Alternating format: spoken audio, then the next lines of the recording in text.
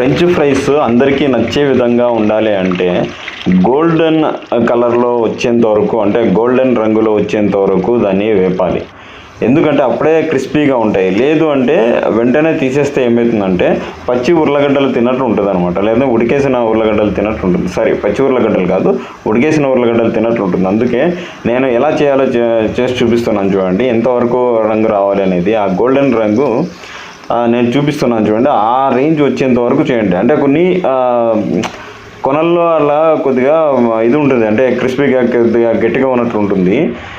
కానీ గట్టిగా లేకపోతే గిన, ఈ రంగులో రాకపోతే గిన, ఈ గోల్డెన్ రంగులో ఈ రేంజ్లో రాకపోతే గిన ఖచ్చితంగా ఉడికేసిన ఉర్లగడ్డ తినట్లే ఉంటుంది. కాబట్టి లేదు చేసుకోనేకి అయ్యలేదు అనుకుంటే అనంతపూర్లో ఉండేవాళ్ళు జొమాటోలో హంగర్ హంట్ అని చేయండి. దాంట్లో ఈ హంగర్ హంట్లో ఈ ఫ్రెంచ్ ఫ్రైస్ చేసి పంపిస్తారు. ఓకేనా, హంగర్ హంట్ గుర్తుపెట్టుకోండి, నేను ఆ స్క్రీన్ షాట్ ఇచ్చాను. ఈ హంగర్ హంట్లో మీకు ఫ్రెంచ్ ఫ్రైస్ కానీ వివిధ రకాల వంటలు ఉంటాయి, అంటే అన్ని ఫ్రోజన్స్ ఇవన్నీ ఎక్కువ ఉంటాయి. చూడండి.